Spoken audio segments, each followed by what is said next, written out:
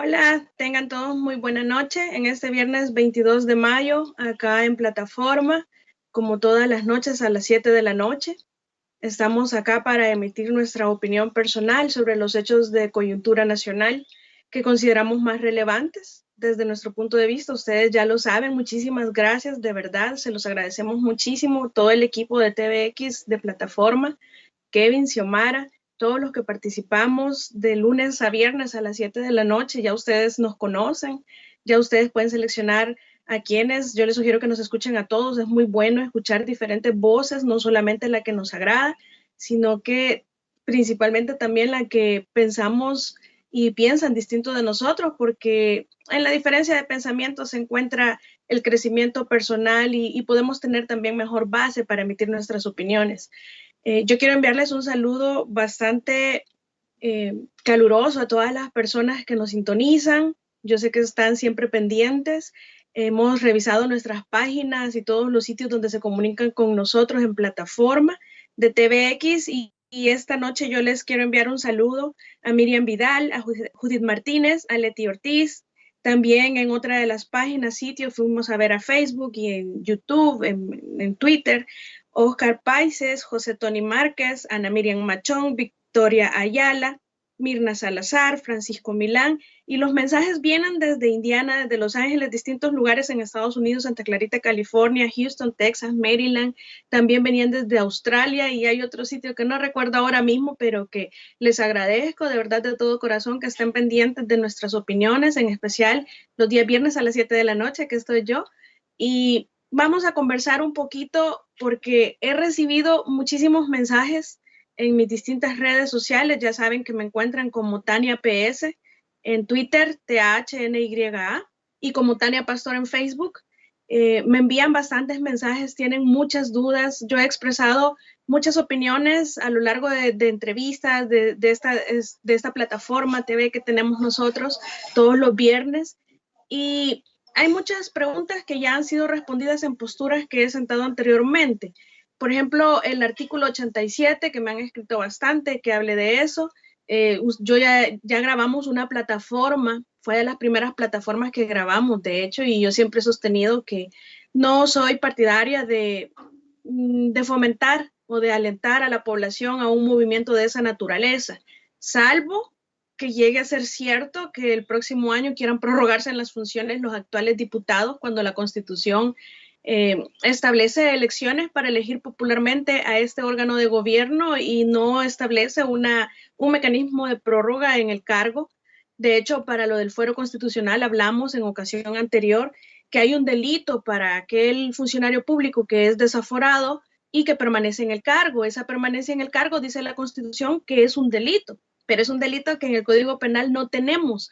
Es decir, hay una omisión de legislación y esto es un deber, es un incumplimiento del deber que la Asamblea Legislativa no legisle sobre algo que la Constitución manda. De hecho, ya tenemos antecedentes en el tema de los despidos y de las renuncias. Cuando la gente antes renunciaba no tenía derecho a indemnización.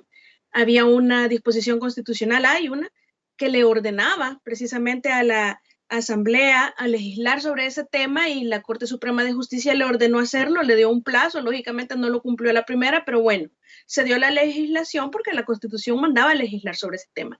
Igual tenemos esta situación y en ese caso incluso debería de ampliarse no solamente al funcionario que siendo desaforado se prorroga en el cargo, en sus funciones, sino que también debería de ampliarse en términos generales, ya que está prohibida la reiteración o que se vuelva a postular un mismo presidente, que se reelija. De la misma manera, no existe esa facultad de reelección para los diputados, de manera de que si en las elecciones de segundo grado, cuando no hay funcionario electo, valga la redundancia, por la Asamblea Legislativa, porque ellos son los que tienen esa potestad, pues entonces el funcionario sale del ejercer sus funciones. En esos casos también debería de incluirse, debería de legislarse un tipo penal, un delito que constituya prolongación en sus funciones cuando ya las facultades legales expiraron. Y el cargo es para 3 años que finalizan el próximo año, en el 2021, debemos tener elecciones sí o sí. De lo contrario, esa quizás sería la única eh, el único momento histórico en el que yo pensaría que es de verdad necesario. En ese caso se llamaría golpe legislativo, ni siquiera legislativo, porque estos señores ya no tendrían investidura de legisladores, pero es un golpe parlamentario.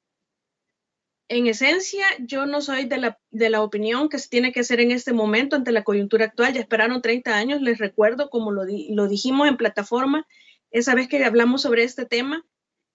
Muy responsables somos todos los ciudadanos que ejerciendo el voto o que dejando de ejercerlo, es decir, tomando la decisión de no ejercer nuestro derecho al voto, no hemos acudido a las urnas y hemos estado escogiendo a las mismas personas una y otra vez, tanto como diputados como por alcaldes, incluso hasta por presidentes. Es decir, nosotros somos responsables, asumamos nuestros actos y manifestémonos, expresémonos y ya que no hay otra forma de contraloría dentro de la Constitución sobre nuestros funcionarios de parte de nosotros como ciudadanos, la mejor manera que nos presenta la Constitución como opción es nuestro voto. Ejercer el sufragio en el 2021 es la solución y esa es mi opinión en ese tema porque he recibido de verdad muchísimos mensajes al respecto. Hay una plataforma, la pueden buscar, fue de las primeras. Y de la misma manera también me han estado preguntando bastante del tema de derechos humanos y las denuncias que se pueden y que no pueden hacer por la conferencia del presidente, en la que manifestó vamos a denunciarlos ante la Comisión Interamericana de Derechos Humanos. Dijo vamos. Todos hemos entendido que se refiere al órgano ejecutivo y empezó a la comidilla de que si el órgano ejecutivo, que si el Estado no puede, vamos a hacer claro. Bueno, primero dijo vamos, no dijo quiénes. Todos los ciudadanos tenemos la potestad de hacerlo. Hay requisitos que ya establece la misma comisión para que podamos acudir ante ella. Tampoco es porque se nos ocurre que queremos hacerlo. De manera que, en primer lugar, al respecto sobre ese tema, quiero decirles que vulneradores o violadores, violación de derechos humanos solamente puede darse por parte de los estados. Son los estados los que violan derechos humanos. Nosotros, las personas, lo que cometemos son delitos y con delitos que cometemos se nos procesa a través de nuestro sistema penal, pero violar derechos humanos solo puede un Estado hacia sus ciudadanos. De manera que los que pueden acudir ante las instancias correspondientes, nacionales e internacionales, a denunciar violación de derechos humanos, pues somos los ciudadanos. Incluso agrupaciones de ciudadanos, pero no es el Estado. El Estado no puede decir, miren estos ciudadanos cómo me violan mis derechos humanos. No funciona así, es a la inversa. Los derechos humanos son violados por los estados y de esa manera nosotros tenemos una conformación del Sistema Interamericano de Derechos Humanos. Cuando ustedes oyen hablar del Sistema Interamericano de Derechos Humanos, está refiriéndose a la Comisión Interamericana de Derechos Humanos y a la Corte Interamericana de Derechos Humanos que tiene sede en Costa Rica y que tuve la oportunidad de presenciar el juicio contra Costa Rica, contra el Estado de Costa Rica, en donde se le condenó por ser el único, me parece que era el único, solo 2 países en el mundo que prohibían la fertilización in vitro. Y bueno, pero es de verdad magistral, es otra experiencia, es de verdad personas, jueces preparadas, o por lo menos la trayectoria que traen es bastante buena, son muy buenos, aunque a veces siempre hay elementos malos en todos lados, pero no los conozco. Sin embargo, sí tuve esa oportunidad de presenciarlo en un curso sobre derechos humanos que yo presencié, que yo tuve oportunidad de estar.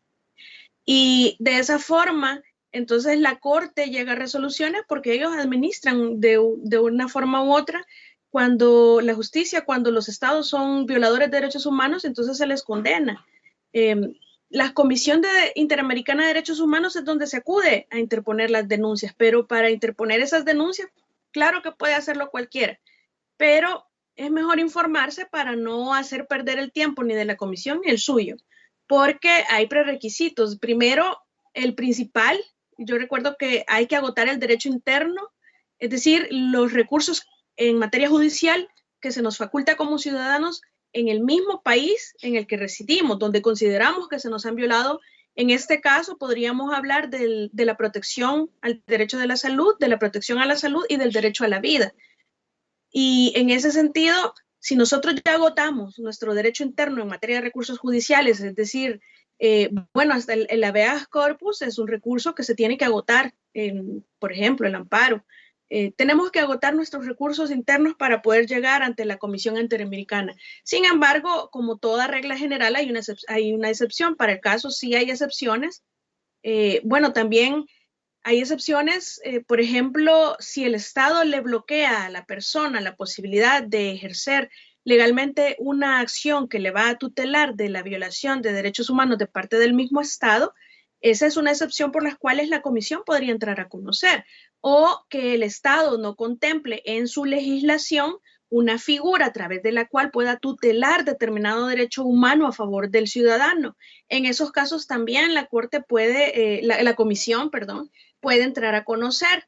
También en casos en los que la persona de verdad es tan indigente que no tiene manera alguna de cómo protegerse contra la violación de sus derechos humanos, pero esos casos son todavía más difíciles porque en El Salvador tenemos la Procuraduría General de la República y tenemos la Procuraduría para la Defensa de los Derechos Humanos, aunque eso no significa que eso tutele los derechos realmente. Incluso yo recuerdo que en la sentencia de Agapito Ruano se establece principalmente ese aspecto. No solamente se trata de tener, por ejemplo, en materia penal, un defensor penal nombrado, sino que se trata de que este defensor tenga la capacidad verdadera, tenga la preparación, no solamente que sea un abogado, porque esa es mera formalidad, sino que realmente esté calificado, no va a venir, me imagino que se refieren al caso que es uno de, y eso pasa mucho, que se le está defendiendo de parte de alguien que no conoce la materia penal. Es gravísimo porque entonces no va a ejercer bien los derechos que la ley le faculta a las personas procesadas. Entonces dice la Corte Interamericana de Derechos Humanos que no es únicamente el hecho de tener un abogado. El abogado tiene que ser capaz, tiene que estar cualificado verdaderamente para la materia penal, porque en el caso de Agapito Ruano, que estuvo preso 14 años siendo inocente, había un primo de él o un hermano, me recuerdo, que intentó llegar a todas las instancias a decir que él era el culpable, que no era Agapito, pero nadie lo escuchó, ni los tribunales de instrucción, ni los tribunales de sentencia, en donde hasta quisieron que declarara. Sus mismos defensores, no fue uno, me parece que fueron dos públicos, que no le escucharon. Entonces, él estuvo verdaderamente indefenso en esa situación y estuvo 14 años preso y el Estado de El Salvador fue condenado. Hubo indemnización, pero una de las condenas, yo recuerdo que hay una plaquita ahí en Defensoría Penal a la Procuraduría General de la República en la entrada donde se menciona el tema de Agapito Ruano, está su nombre, porque es para recordarles a Agapito Ruano, a los defensores públicos, que no queremos más Agapitos Ruanos en El Salvador. De manera que entonces la Corte viene y lastimosamente son cuestiones que no son vinculantes o que los estados no respetan, pero que deberían de respetar, aunque ya se ha dado muchísima más importancia, hemos tenido un gran avance en el tema de derechos humanos, pero solo porque lo recordé en este momento, en esa sentencia de Agapito Ruano contra el Estado de El Salvador, que es condenado el Estado de El Salvador, también se reconoce el tema de la revisión o la segunda instancia, el derecho a la revisión de las decisiones. Para el caso judiciales, pero yo lo hacía el símil en el tema del fuero constitucional, cuando mandan al archivo el antejuicio, dictamina que mandan al archivo la solicitud de desafuero, en el caso de Norman Quijano específicamente, porque una vez enviado el archivo, olvídense que pueden intentar un antejuicio nuevamente contra Norman Quijano por esos mismos hechos. Hay que esperar a que termine el señor de tener un cargo que goce con la prerrogativa del fuero constitucional. Entonces, he violado desde la misma Constitución ese derecho a tener acceso a una revisión en segunda instancia de las decisiones que se toman. De hecho, yo siempre he sostenido que la Constitución es anacrónica, que la Constitución incluso faculta y favorece mucho la impunidad y la corrupción. Hay muchos temas, el simple hecho, y por eso yo se los voy a vivir repitiendo siempre, la Asamblea Legislativa del 2021, si los diputados nuevos llegan a darle continuidad a este tipo de situaciones, no habremos cambiado absolutamente nada y solo va a ser un relevo en el cargo de las personas que están ahora y que siguen haciendo lo mismo. Y una de las cosas más importantes que tienen que cambiar al llegar no solamente es el tema del fuero constitucional y su regulación en el Código Procesal Penal de una verdadera forma respetuosa, objetiva, imparcial, porque no puede ser que es decir, los mismos diputados deciden la suerte de otro diputado y sabemos que se van a cubrir entre ellos, que solo cuando les conviene hacen sacrificios, incluso la misma Corte decide el fuero de los jueces y al final son ellos los procesan. Hay un círculo vicioso enorme y terrible y bastante peligroso en este tema, porque todo viene a terminar en los mismos funcionarios que ellos han nombrado, y por eso vuelvo al punto, y lo que tenemos que exigir como ciudadanos, que sean las primeras cosas que cambien en la nueva asamblea que lleguen, el fuero constitucional y todos los cargos que son por elecciones de segundo grado. Ya no podemos seguir prorrogando nosotros esta manera de tener secuestrado el Estado salvadoreño a través de la repartición de funcionarios de segundo grado. Y también agregaría, bueno, incluso hay varios temas, pero también incorporaría que el fiscal general, quizás el Ministerio Público, o por lo menos el fiscal general de la República y los magistrados, sobre todo eso, los magistrados de la Corte Suprema de Justicia, es decir, el tercer órgano del Estado en materia de Corte Suprema de Justicia, no puede ser, no podemos permitir que se continúen siendo nombrados por parte de la Asamblea Legislativa. Eso es fundamental que cambie. Si nosotros escogemos popularmente al Ejecutivo, al órgano ejecutivo, al presidente, si nosotros escogemos popularmente por democracia, que nos va a representar al pueblo de forma directa, lo escogemos a todos los diputados, y nosotros, ¿por qué no vamos a escoger al tercer órgano de Estado? Tenemos nosotros que tener como mínimo la facultad de escoger al tercer órgano de Estado, o que se establezca un mecanismo más democrático, menos concentrador de poder. El que tiene riquezas tiene poder político, y el que tiene poder político también tiene influencia internacional, y lo estamos viviendo en El Salvador actualmente. Entonces, es de las principales cosas que ustedes tienen que exigir y no olvidar que tienen que cambiar. No se puede venir solo a decir, ay, es que porque ayer escuché algo y de verdad me asustó muchísimo. Una persona de Nuevas Ideas que dio declaraciones en un medio televisivo y decía, sí, pero es que escoger a los funcionarios de segundo grado es una facultad constitucional. Y le insistía el entrevistador, sí, pero es un secuestro del Estado, el que sí, pero la Constitución lo permite, y eso es una línea recta de favorecer la impunidad y la corrupción. Desde allí, donde se maneja el nombramiento de todos estos funcionarios, que se dan todos los repartos que hemos conocido históricamente en El Salvador desde hace 30 años, desde allí comienza la línea de la corrupción y la impunidad. Hay que cambiarlo. Que la Constitución lo diga así en este momento no quiere decir que no se pueda cambiar, pero más importante aún, no quiere decir que no se deba de cambiar. Tiene que cambiarse. Es algo que tenemos que exigir, ese nombramiento de los funcionarios en elecciones de segundo grado. Corte de Cuentas de la República, magistrados del Tribunal Supremo Electoral, los concejales, que son los que al final vienen a proponer las ternas para jueces, que ya sabemos también qué pasa. Miren, si no hay magistrado de la Corte Suprema de Justicia que no haya tenido que cabildear su puesto, que no lo haya tenido que ir a pedir a las fracciones legislativas. Y además, sabemos que hay varios funcionarios actuales incluso, y ellos mismos saben dentro de la Corte que hay magistrados que tienen inclinación partidaria clara, formal y material, o solo formal o solo material, pero la tienen, está probadísima y todos lo sabemos. Entonces, les recuerdo que tenemos que exigir ese tipo de cambios en el 2021, porque si la asamblea que llega a ser lo mismo, no habremos cambiado nada y vamos a nada más darle continuidad a lo que estamos. Por otra parte, y se me está comiendo el tiempo en todo esto, solo quiero aclararles, porque tienen mucha confusión y necesitamos claridad como ciudadanos de qué está pasando, que nos están gobernando, de qué manera, con qué. Miren, decretos se llaman tanto los de la Asamblea como los del Ejecutivo, decretos legislativos y decretos ejecutivos.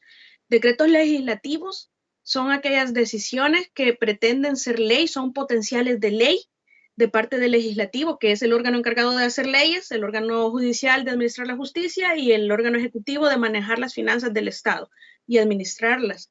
Entonces, cuando un decreto legislativo tiene que seguir todo el proceso de formación de ley, artículos 133 y siguientes de la Constitución de la República, entonces esto es los controles interorgánicos que existen. Y ojo, no estamos hablando de que la Asamblea tiene la facultad de controlar al Ejecutivo en la ejecución de las finanzas. Esa es función de la Corte de Cuentas de la República, lo hablamos el viernes pasado. Cada órgano tiene su función. Lo que sucede es que estamos viviendo una invasión mutua del Ejecutivo al Legislativo y del Legislativo al Ejecutivo, de las funciones y atribuciones cada uno, y el 86 de la Constitución establece que son indelegables esas funciones y que además tienen que colaborarse entre sí. Cuando hablamos de controles interorgánicos nos referimos a otro tipo de controles, como por ejemplo, cuando la Asamblea quiere hacer una ley o crear una ley, no es que solo la quiere crear y ya, hay un proceso de formación de ley que la Constitución regula y entonces viene y llega al Ejecutivo. El Ejecutivo tiene la facultad de revisar si va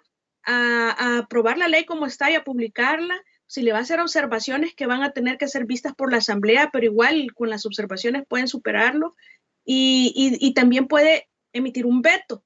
Y con el veto, que es lo que estamos viviendo en este momento, todo esto está suspendida la vigencia de una ley porque solamente es un decreto. No existe como el 645 en este momento, que lo que han llamado los diputados una ley sanitaria, que le están diciendo al Ministerio de Salud cómo van a manejar la pandemia, pero es en realidad una ley de apertura sin cuarentena a la actividad económica de El Salvador, y le están dando una legitimidad solo porque incluyeron el plan de la INCAE, pero lo han adornado con normativa que transgrede las funciones que le corresponden a la Asamblea y se están metiendo a quererle decir al Ejecutivo cómo manejar la pandemia a nivel del MinSal.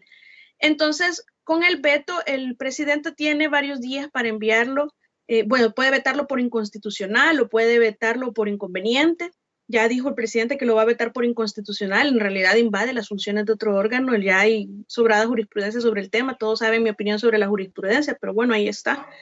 Y va a llegar entonces de regreso al legislativo. El legislativo va a superar el veto, va a regresarse a donde el presidente lo va a mandar a la Corte Suprema de Justicia, y ahí está el control interorgánico. Entre los tres órganos definen qué es lo que va a pasar. La Corte puede decir, no, mire, sí es constitucional y pues va a tener que sancionarlo. Si no lo publica y lo sanciona y lo publica, lo va a hacer la Asamblea. Ya hay todo un procedimiento de formación de ley establecido para eso. Controles interorgánicos se refiere precisamente a ese tipo de compartir la función de gobernar en el Estado.